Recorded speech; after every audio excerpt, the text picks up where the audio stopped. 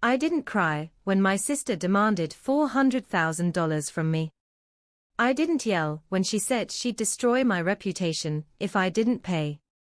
And I didn't feel relieved when everything finally turned back on her. What I felt was quiet. A kind of stillness I didn't recognize at first. Like my body had already accepted something my mind was still catching up to. If you're here because the title sounds dramatic, I understand. But that's not why I'm telling this. I'm telling it because if you've ever been made to feel like you owed someone your existence, you might recognize yourself in what comes next. And maybe you'll understand why the word I said to her wasn't loud. It was just, no. I was sitting at my kitchen table when the first message came in.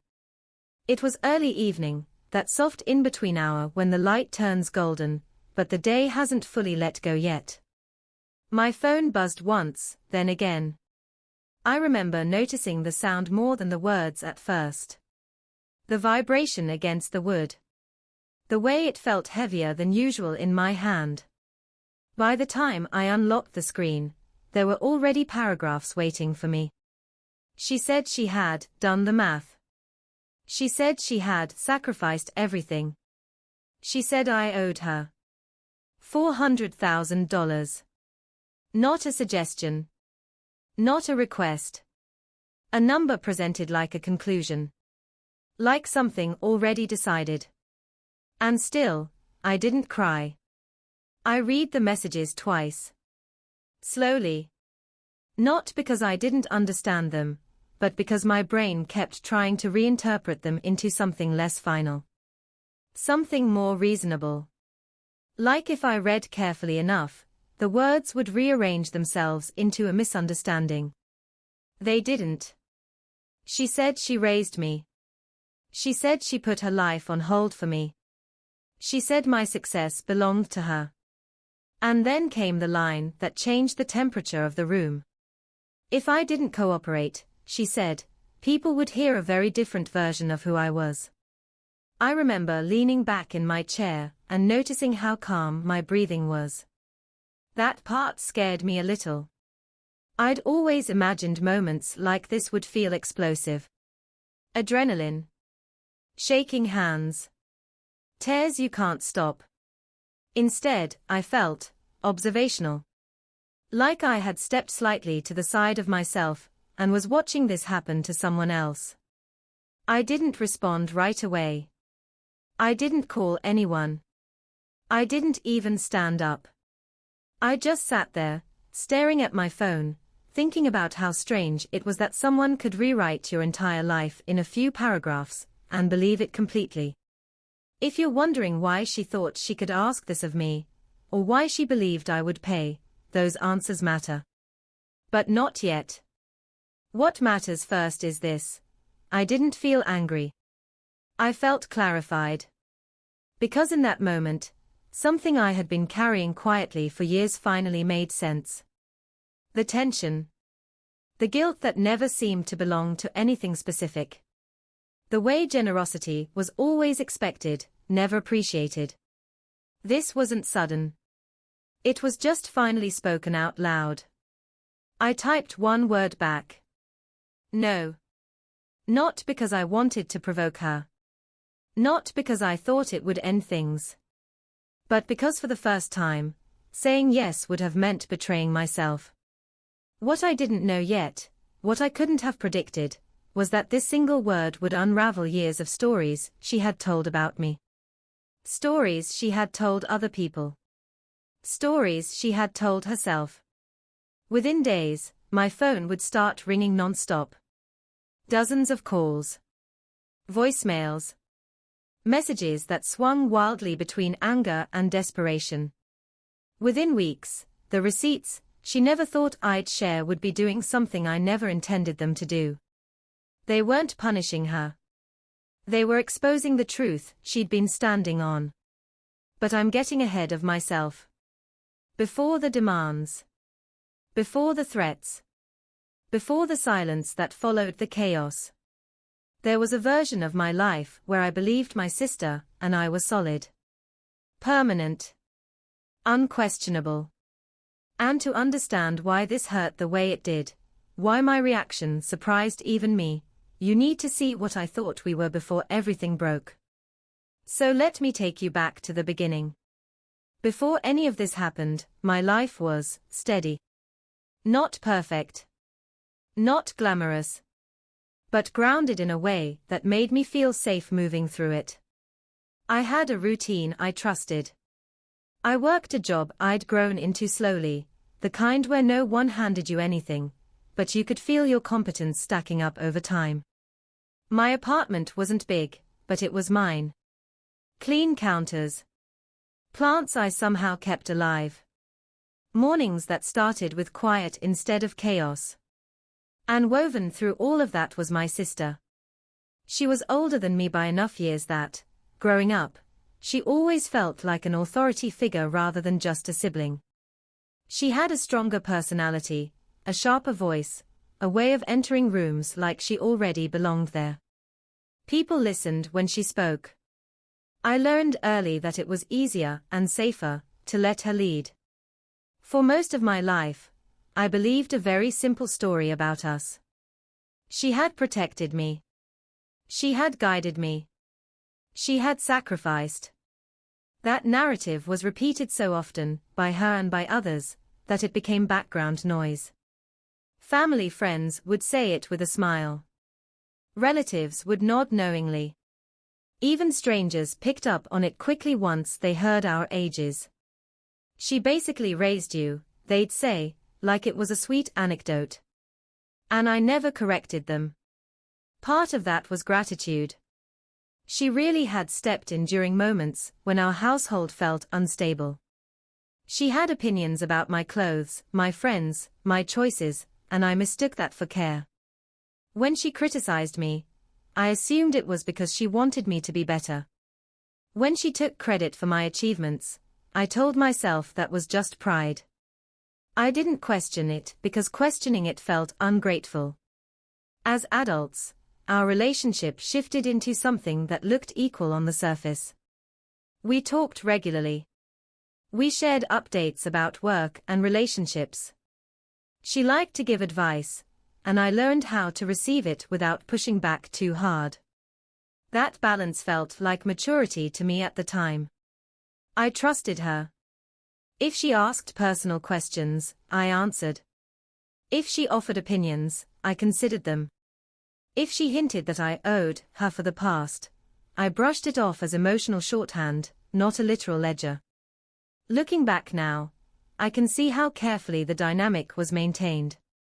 She remembered details about my finances. She knew when I got raises before anyone else. She framed my independence as something fragile, like it could disappear without her guidance. And I didn't see it as control. I saw it as concern. There were moments, small ones, when something felt off. A pause before she congratulated me. A joke that landed just a little too sharp. A reminder of everything she'd done for me slipped into conversations where it didn't quite belong. But I always smoothed it over in my mind. Everyone has blind spots with family. That's what I told myself. No relationship is perfect. You don't keep score with people you love. And if I'm being honest, part of me needed to believe that story. Because if she wasn't who I thought she was, then I'd been misunderstanding my entire childhood. My entire sense of safety. So I stayed comfortable. I stayed grateful. I stayed quiet. Now let me ask you something before I go further. Have you ever had that gut feeling that something was off, but you ignored it because you didn't want to believe it? Tell me in the comments. I want to know I'm not alone in this. The last normal conversation we had before everything changed was unremarkable. That's the strange part. We talked about schedules. About money in that abstract, hypothetical way people do when they're testing the waters, but pretending they're not. She asked how work was going. I answered honestly. She paused, just a second too long, and said, "You're lucky things worked out for you." I remember smiling, even though something tightened in my chest. At the time, I thought that feeling was guilt. Survivor's guilt. Younger sibling guilt. The kind you're supposed to carry quietly and never examine too closely. I didn't realize it was intuition. I didn't realize that was the last moment before the ground shifted, before what I thought was solid started revealing its cracks. Because not long after that conversation, she stopped speaking in implications. She started speaking in totals. And once someone puts a price on your life, you can never unsee what they've been counting all along. The first real crack didn't come with shouting or accusations. It came disguised as concern. She called me one afternoon, her tone softer than usual. Measured. Almost careful. I remember noticing that right away, how she seemed to be choosing her words instead of letting them spill out like she normally did. She asked how stressed I was. How I was sleeping. Whether work felt overwhelming. At first, I thought she was just checking in. That alone should tell you how low my guard was. Then she started asking questions that didn't quite fit. What are you doing with your savings these days? Are you thinking long-term, or just enjoying things as they come? Do you ever think about how different your life would have been without me? That last one landed oddly. Not because I didn't have an answer, but because it didn't feel like a question. It felt like a setup. I laughed it off. I said something neutral. I told her I was grateful, like I always did. There was a pause. Longer this time. She exhaled, slow and deliberate, and said, I just want you to recognize everything that went into you being okay. Something about the word, went into, made my stomach tighten. After we hung up, I tried to shake the feeling. I told myself I was overthinking. That not every uncomfortable moment meant something deeper. But my body didn't let it go that easily. That night, I replayed the conversation while brushing my teeth, while lying in bed, while staring at the ceiling long after I should have been asleep. Not because of what she said, but because of what she didn't. She didn't ask about my life. She assessed it. Over the next few weeks, those conversations became more frequent. And each time, the questions edged closer to something unspoken. She brought up old stories from our childhood, but with a different emphasis. Less about shared memories, more about what she had handled. What she had covered. What she had lost time on. She mentioned opportunities she didn't take. Relationships she said she sacrificed. Years she described as on hold. Each time, I nodded along, even though the timeline felt off. I remembered those years differently.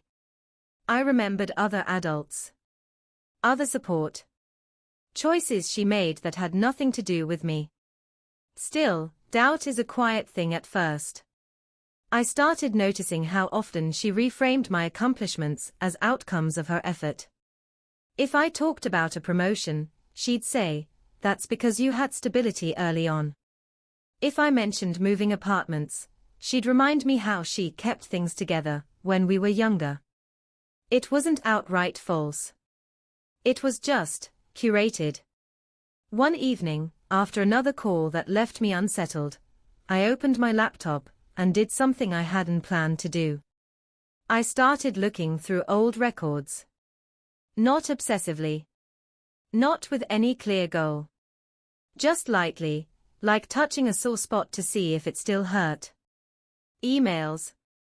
Messages. Old group chats. Calendar entries from years ago.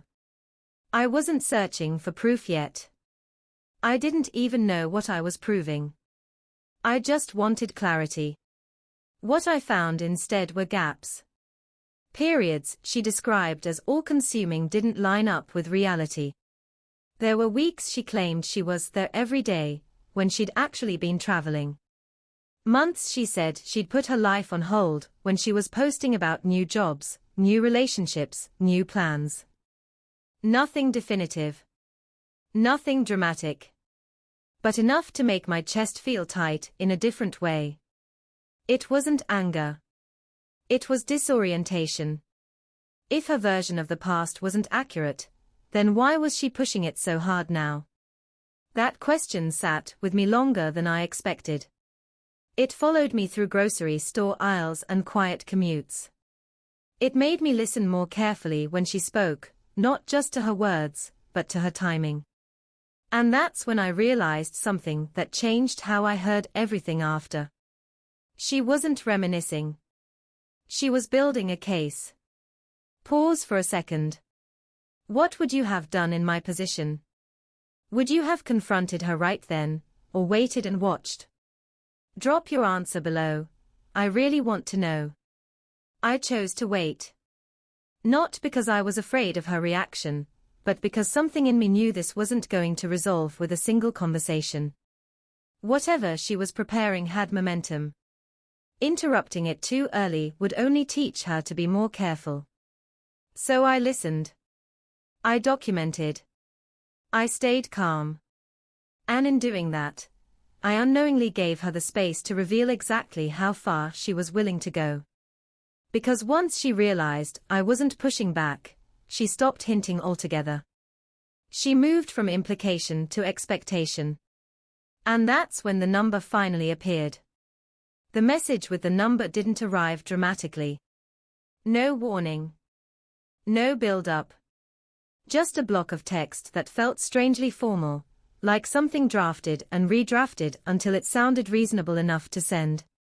She said she'd been thinking responsibly. She said she'd finally added everything up. She said this was about fairness.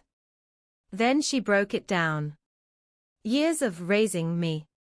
Lost income. Emotional labor. Delayed opportunities. Each category had a dollar amount next to it. Rounded. Confident. Final. At the bottom, $400,000. I stared at the screen longer than I want to admit. Not because I was considering paying it, but because my brain kept trying to understand how a human relationship turns into an invoice. I scrolled back up and read it again, slower this time. I noticed how carefully she avoided certain words. She didn't say helped. She didn't say supported. She used terms like investment and return. Language that stripped the emotion out of everything we'd lived through and replaced it with math. That's when I felt it, the real shock. Not the amount. The certainty. She wasn't testing me. She wasn't asking. She had already decided I owed her. I didn't reply right away. I put my phone down and walked into my bedroom, then stopped halfway there because my legs felt weak. I sat on the edge of the couch and tried to slow my breathing, not because I was panicking, but because my body had gone cold. I realized something then that hurt more than the demand itself. She had been counting me for years. Every favor. Every ride. Every moment she'd positioned herself as necessary. It hadn't been love. It had been accumulation. The next messages came quickly when I didn't respond. She said she didn't want to do this. She said she hoped I'd be mature about it. She said people would understand her side if things got complicated. That's when the threat slipped in. Quietly. Almost politely. She reminded me that she knew people. That she'd protected my image before. That narratives could change. I felt something break then, not loudly, not all at once, but cleanly. Like a thread snapping under constant tension. I didn't feel scared. I felt exposed. Because suddenly I understood the real leverage she thought she had over me. It wasn't money. It was story. The version of my life she'd been telling on my behalf for years. The one where she was the hero, and I was the grateful outcome.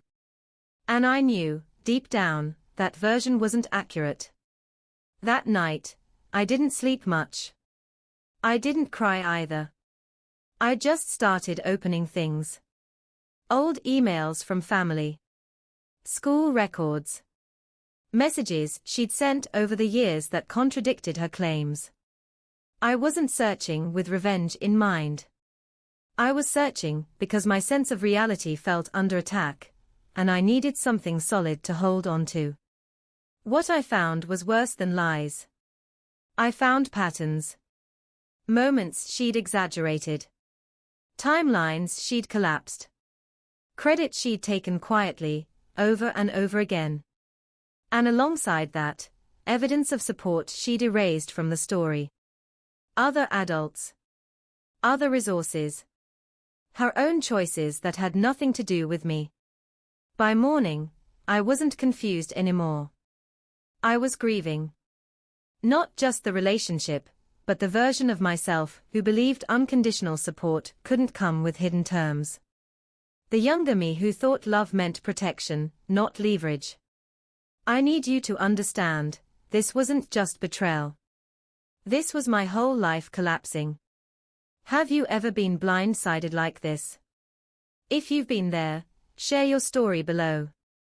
We heal better together. The lowest point came later that day, when I realized something quietly devastating. Even if I paid her, it wouldn't end. Because you don't satisfy someone who believes they own you. You only confirm the belief. That's when the sadness gave way to something steadier. Something deliberate. I stopped asking myself how to fix this. And started asking myself how to end it. Not with anger. Not with exposure. But with clarity.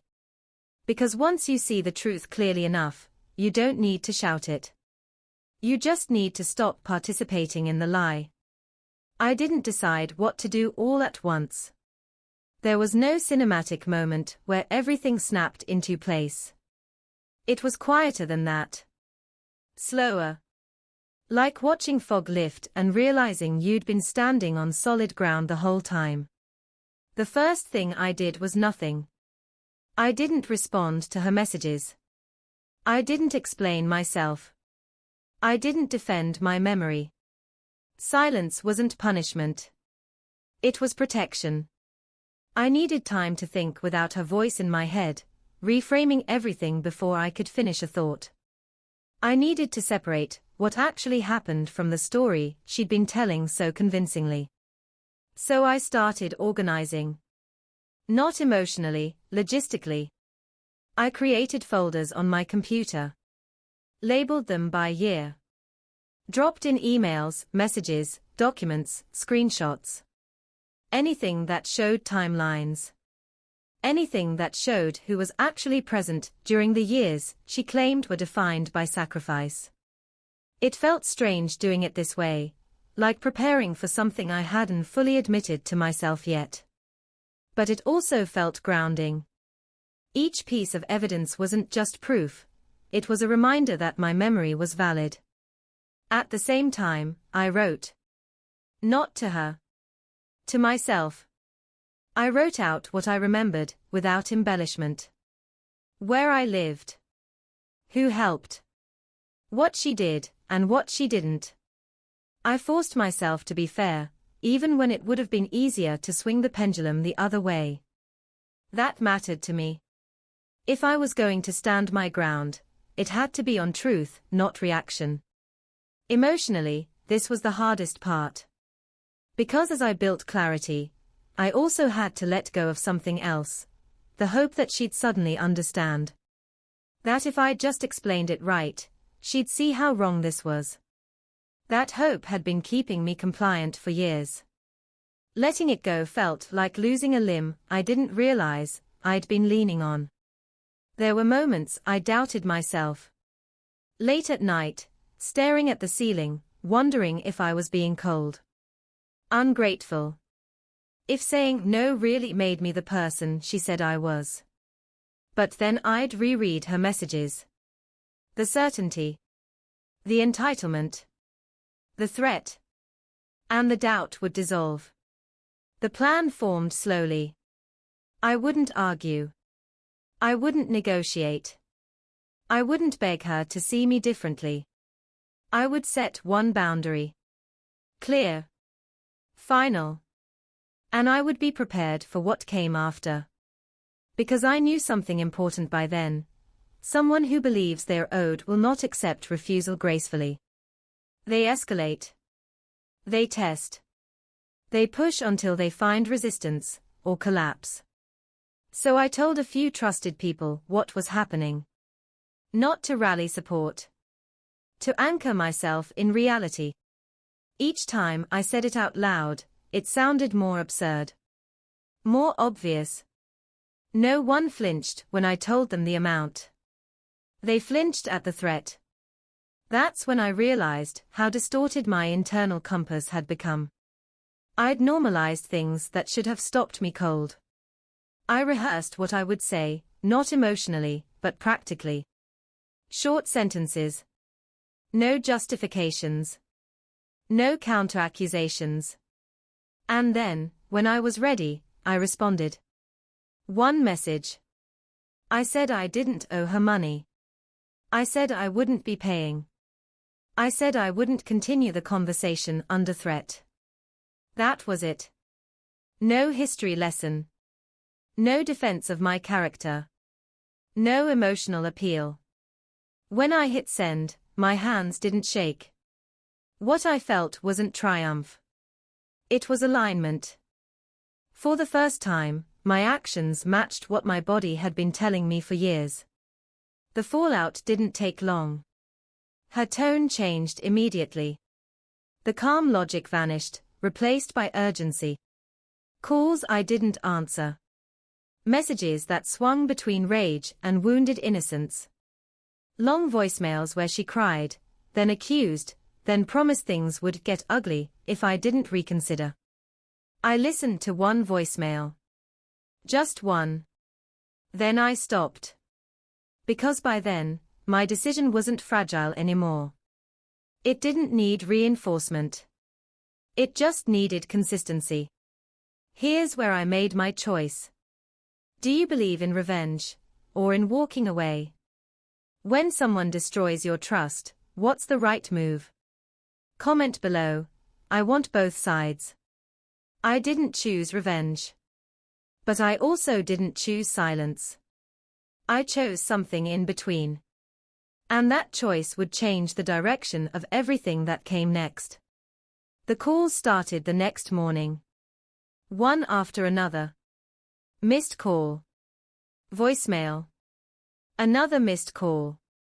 I muted my phone and went to work anyway. Not because I was pretending nothing was happening, but because I refused to let her urgency become my emergency. By noon, there were 27 missed calls. By evening, more than 50. The messages followed a pattern. At first, she sounded hurt. She said she couldn't believe I'd shut her out. She said this wasn't how family treated each other. Then the tone shifted. She accused me of rewriting history. Of being ungrateful. Of using her. And finally, she circled back to the threat. She said she'd already told people. She said she was done protecting me. She said I'd regret forcing her hand. I didn't respond. Instead, I opened the folders I'd prepared. This wasn't impulsive. It wasn't emotional. It was procedural. I drafted a single document. Clear. Chronological. Boring, even. Dates. Screenshots. Records. No commentary. No insults. Just facts placed side by side with her claims. Then I asked myself a question that mattered more than anything else. Who actually needs to see this? The answer wasn't everyone. It wasn't social media. It wasn't public humiliation. It was the people she believed she could influence quietly. The ones she'd already been speaking to. The ones whose opinions she was counting on to pressure me. So I sent it privately. A few emails. A few messages. Each one short. Calm. Respectful. I've been contacted with a financial demand and a threat. Before misinformation spreads, I want you to have the full context. That was all. No accusation. No emotional framing. No invitation to pick sides. Then I put my phone down. The shift was almost immediate. The calls stopped for 2 hours. Then they resumed, but different this time. Her voice was no longer confident. The certainty was gone. She asked what I'd done. She said I was overreacting. She said I'd misunderstood her intentions. I didn't answer. Messages started coming in from other people instead. Careful ones. Neutral ones. Asking for clarification. Saying things like, "I didn't realize," and "thank you for explaining." No one accused me. No one demanded explanations. Because the document did what arguments never could. It removed ambiguity. By the end of the day, the calls dropped from dozens to a handful. By the next morning, they turned pleading. She said she was overwhelmed. She said she hadn't meant it that way. She said we could talk like adults. 80 calls came in over 2 days. I didn't pick up a single one. Midway through that silence, I asked myself something honestly. This is the moment everything changed. Be honest. Are you rooting for me right now, or do you think I went too far? Tell me in the comments. I can take it. What surprised me most wasn't her reaction. It was mine. I didn't feel vindicated. I didn't feel powerful. I felt finished. The outcome wasn't explosive. There was no dramatic confrontation. No apology that tied everything up neatly. There was just a quiet rebalancing. She stopped calling. The threats evaporated. The story she'd relied on no longer held. And for the first time since this began, the silence didn't feel tense. It felt earned. Because the truth, when presented calmly, doesn't need defending. It just stands there. And people decide what to do with it on their own. After the calls stopped, there was a stretch of time that felt strangely empty. Not peaceful right away, just quiet in a way I wasn't used to. For years, my sister's presence had been a constant hum in the background of my life. Advice. Commentary. Subtle corrections. Even conflict had a rhythm to it. And when that disappeared, I felt the absence more than I expected. I didn't miss the pressure. I didn't miss the guilt. I missed the version of us I thought was real. Grief doesn't always look like sadness. Sometimes it looks like standing in your kitchen, realizing no one is going to call and tell you how to handle the next decision. Sometimes it looks like freedom that feels too big at first. People asked me how I was doing. I gave them honest but incomplete answers. I'm okay. I'm processing. It's complicated. Because it was. I lost a relationship. Not just with her, but with the idea that family automatically means safety. That shared history guarantees shared values. What changed wasn't just who I talked to. It was how I listened to myself. I noticed how often I'd been minimizing my discomfort to keep the peace. How quickly I'd second-guessed my own memory when it conflicted with someone else's confidence. How much energy I'd spent trying to be fair to someone who was never being fair to me. That awareness stayed with me. Slowly, I started rebuilding things in small, unremarkable ways.